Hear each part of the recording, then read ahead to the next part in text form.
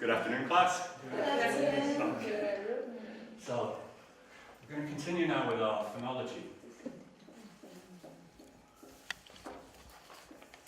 Phonology. Let's take a word like pet. Can you say it, please? Pet. Pet. How many separate sounds are there in this word? Three. Three. Yeah, we've got pet. Pet. Yeah. How is the middle one different from the other two? It's a vowel. It's a what? Vowel. It's a vowel. And what are the in the t then?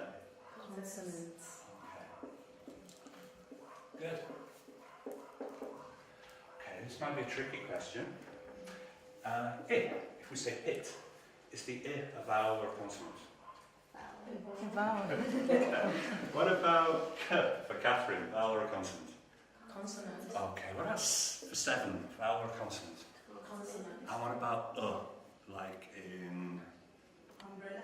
umbrella? Very good. Vowel or consonant? Vowel. That's a vowel. Okay, so we know our vowels and consonants, but here's the question. What makes a consonant a consonant? How is it different from a vowel? What do we do with our mouths when we say a consonant sound that we don't do when we say a vowel sound? Anybody? Say it please. Pet. Pet. Pet. How do you start the word? How's your mouth? Mouth closed, your lips, yeah? When you say the what's your mouth like? Pet. Open. Open. And when you say the t, what do you do? Tongue. Right.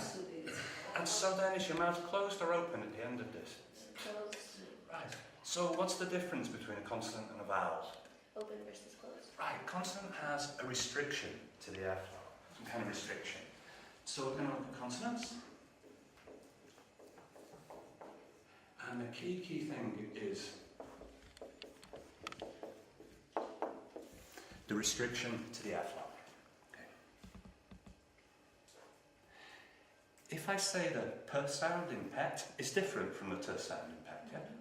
How is it different? Where do we make it? We say we restrict the F line. Where do we restrict it when we say P? The lips. Okay. And where do we restrict it when we say T? Sorry?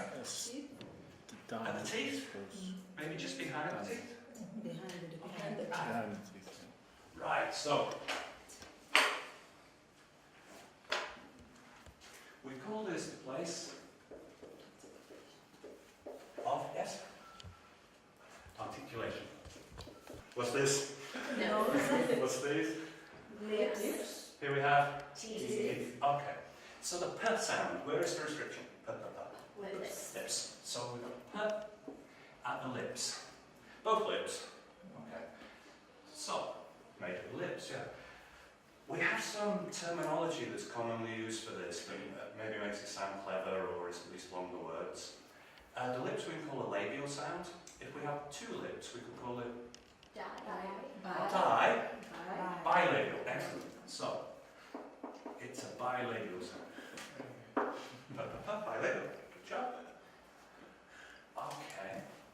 What about th? If we say five, th. Does it involve the lips again? Yes.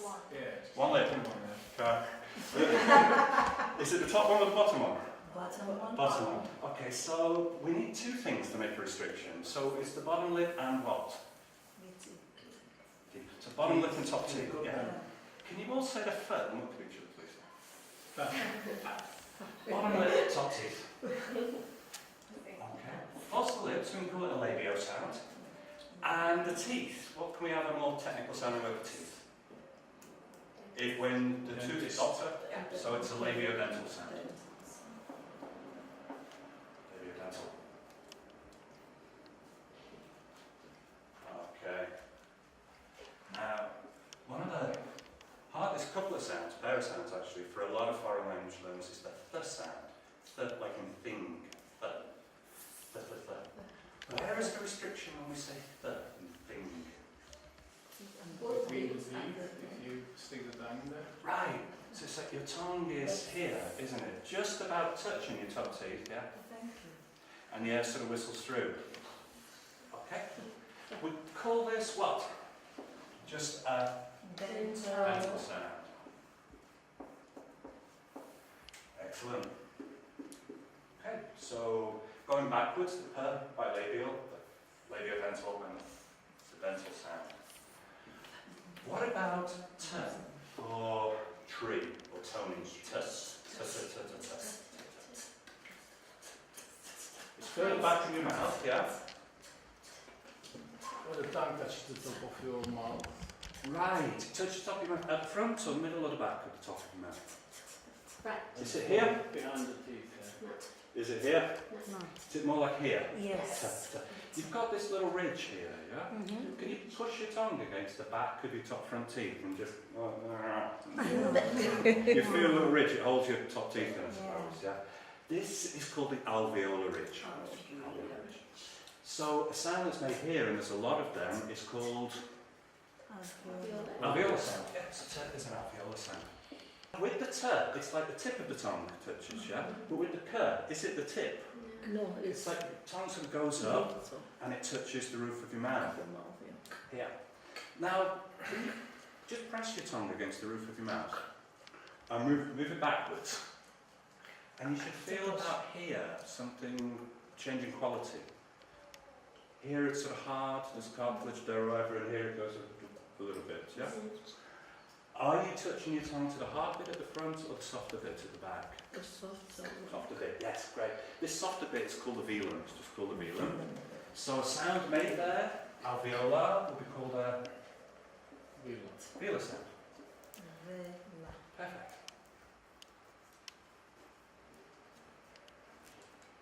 Okay. There's one more that we'll come to in a moment. Right. So a p is different from a f because of the place that it's made. But also, we've said restriction. If you say p, really exaggerate it, p, you stop the air completely and then you release it very fast. Okay? If you say f, you are restricting the air, but is it the same kind of restriction? How would you describe it? How could you describe this? You're releasing it beat by bit.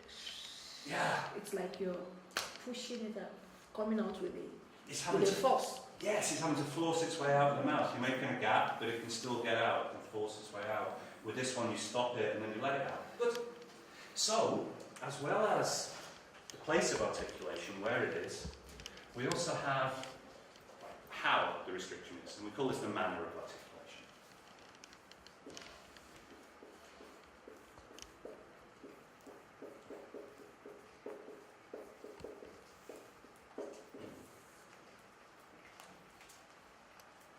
So p, we stop the air and then we release it fast. P. It's almost like there's a little explosion of air, yeah? Pressure builds and it's released very quickly. We call this a plosive. It's a plosive sound. A lot of the times I think in America you call it stop. So you call it either one a plosive or a stop, whichever you like.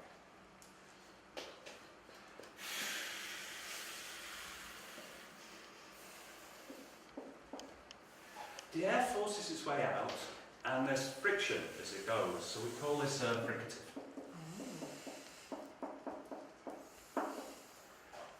Fricative, okay? So, p is a bilabial, and it's a plosive. It's a bilabial plosive. It's labiodental and a fricative. It's a labiodental fricative. What kind of sound is th?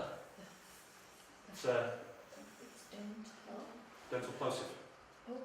No. No. Dental fricative.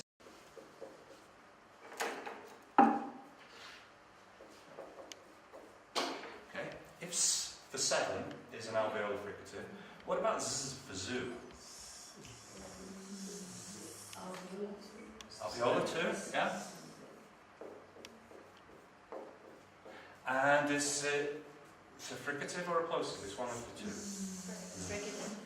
Right, so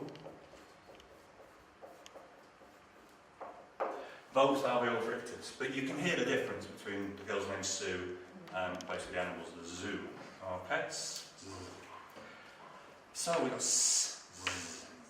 Can you put your hand on your throat and say 7? 7. And then say zoo. Zoo. 7? 7. Zoo. Zoo. Can you feel any difference between the s and the z? So, s. Is it voiced or voiceless for 7? So it's a voiceless, alveolar, pretty right, and that's about all there is to it. Is it voiced or voiceless? Where is it made? How is it made? There's a couple of different manners of articulation, one different place, but we can do a lot with this. Voiceless or voice? Voiceless. So it's a, Voiceless. Dental. perfect, K for Kevin, voiceless or voice? Voiceless. So it's a, Voiceless. Velar. Plus. excellent. Okay, in the TH in thing, voiced or voiceless? Voiceless. Voiceless, so, Voiceless. dental. Very good. okay, perfect. And that's how we describe consonant sounds. Thank you very much. Okay, that's the end of that then, I think. So thanks for your attention.